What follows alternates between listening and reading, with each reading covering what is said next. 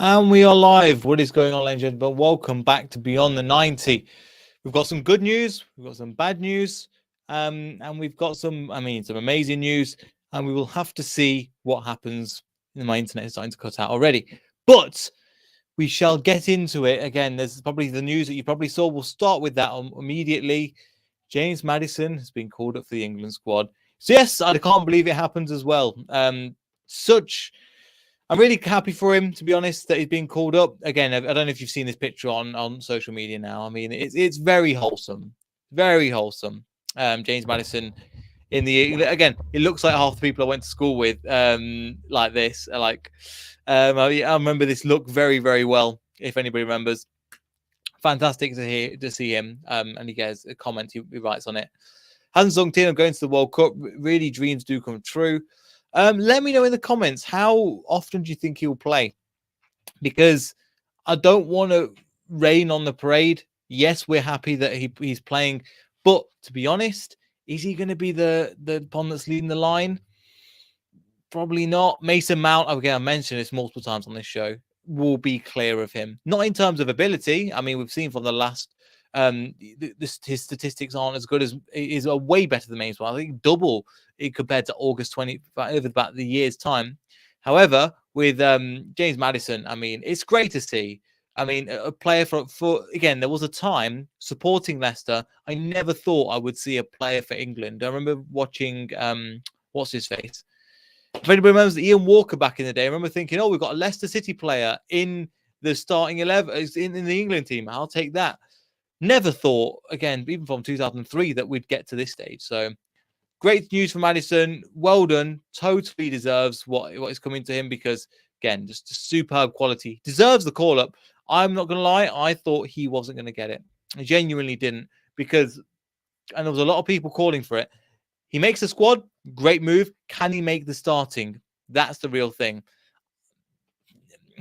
I think Gareth brings him on as an impact sub. I don't think he gets that many minutes, to be perfectly honest with you. Gareth made it obvious that he doesn't like it.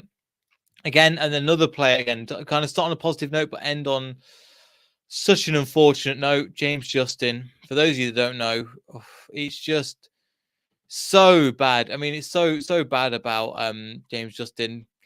Achilles rupture. He went off against what's it called? Newport with an injury, and it didn't seem good at first. It turns out to be the worst. I mean, he'll be out for the rest of the season now. Leicester City have been a link to a lot of, again, we'll probably get into this in a second. Leicester City have been a link to a lot of, again, Rob Tanner's with the article on The Athletic. We've been linked to a lot of people, left backs and right backs in the January window. This is only going to speed this up even more. James Justin just can't get a break. And I don't blame Rodgers, considering their injury to Ricardo. I don't know how far Ricardo is away, but hopefully he can be back after the World Cup break. Again, no idea, but it's really harsh because potentially he was, after he scored the goal against, again, cracking goal, by the way, if you saw the highlights, really good curve by James Justin. He was on the prep, especially with a few other people being injured. James Chilwell, Al-Janich, Ben Chilwell. No, I'm not going to do that. So we'll chat that when he's down at the Leicester ground. And a couple of other players kind of losing form. It was potentially his to take. And Gareth likes a player that's very versatile, and he quite likes James Justin. So it could have been it's just such a shame. Such a shame about James Justin. I mean, I can't really say too much else. Really, really just disappointing. And I wish that he didn't get it, but this is the case. As soon as he picked up form, so as he starts to move into it, and very well in the last few games, you look at the Man City game, he was great. The game against who's the last game we played against? Can't remember now. 2-0. Everton apparently played really well in that as well. So he was getting there, and he just gets injured. I think it's partly because of the shortened season, because of the World Cup. They're pushing the players as hard as they can to try and get through it. And unfortunately, it backfired massively, which is awful. Awful to see James Justin injured. But what can we do? Best recovery, speedy recovery, and let's see what happens in the future. Because, again, he's out for the rest of the season now. We have to rethink a lot of things. Who do we plan on left? Is Thomas the way forward? I was going to say before this, send Thomas out on loan to somewhere in the League One or Championship. He's a good player. He just needs that run of games. Then he comes into the first team. And looks like, I think Timothy Castagna's running out of time as well. Not because I don't love him, but I think he wants to move on. We're getting a link with a lot of left backs now, and that's only going to speed up the process, because obviously that's not an ideal situation that James Justin is injured, but we've been linked to a lot of left backs. I don't think it is coincidence, Another couple of players that get called up. Walt Fuss got his potentially his second World Cup now. You've got the likes of Vertonghen and Alderweireld, and I think Carrasco kind of aging. Fuss is the way forward for Belgium. Tielemans makes the squad as well. I've lost him. Is Tielemans in the squad? He is, isn't he? Am I got? Yeah, he is. Okay, he's below Castagna. Okay, so Tim and Tielemans make the squad. Dennis Pratt doesn't. But you look at that competition he's up against Doku, Eden Hazard, again Witzel. So he's got a lot of competition, and considering he's not playing, it's a shame, a real shame. But again, another few internationals. Considering, again, you take it back a few years and you go, I remember shouting and going, Austrian captain, Christian Fuchs, get him in the squad. I'm so looking forward to this. So I'm really glad that he's there in the squad as well. And it could be the beginning of something great. Again, what I don't want is that there's lots of eyes on him. He has a fantastic World Cup. And also people that they go, right, there's lots of eyes on him and now the top teams want him. We need him in the squad.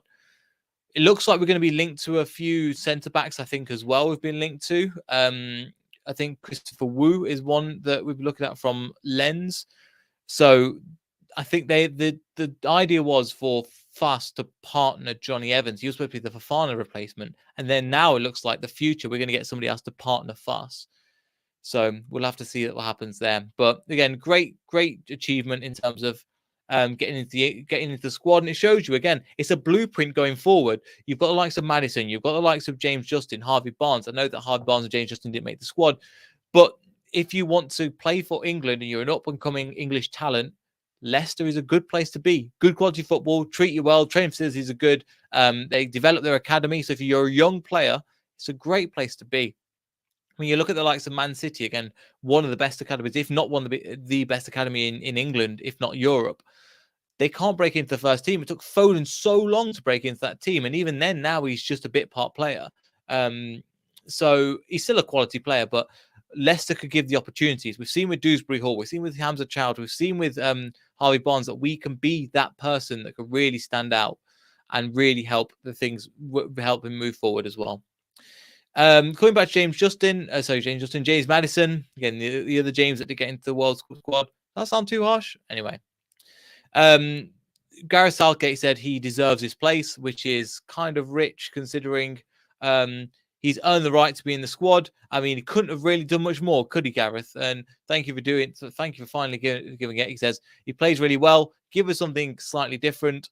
And the other attacking players that we've got, which is true. But then why not put him earlier? I digress. He's in now. Let's see what happens in the World Cup. I've also heard that if we go through, I think in top seed, we go in second. They play France. France are a team off form at the moment, but still, it's something to look out for. And then more on Fofana and stuff. Fofana? Why the hell am I mentioning him? At the moment, in terms of James Justin, James Maddison, again, all over the place at the moment. He shows the real package. He's got the man. So Brendan Rodgers says he's got the man, resilience, passion to keep fighting. England have a real quality They really have. Okay, he missed the call from Gareth Southgate just before he went out for training. So I said to pop into the office to take it. He had all the joy in the world when it came out. He really developed his ability to play across the high line. And again, you're looking for a player that came from the championship to then go to play for England.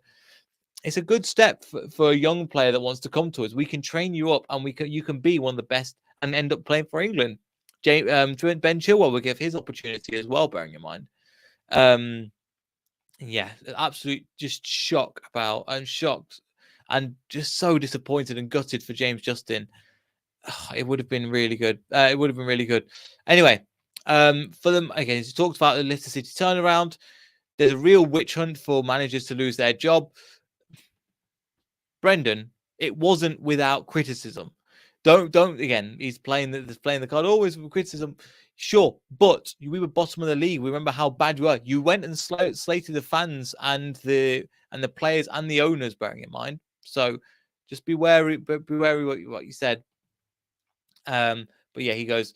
You can't downturn the results, or the cry goes for you. The football manager goes, it's peaks and troughs. You can't always move forward. It's not about moving forward, mate. We're nearly relegated, so still not over you as well.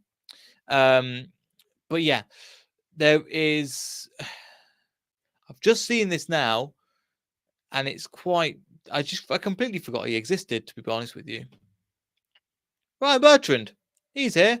Anyway, he said Rodgers also added there's no plan for current defender Ryan Bertrand to feature for the club. He hasn't featured since October last year.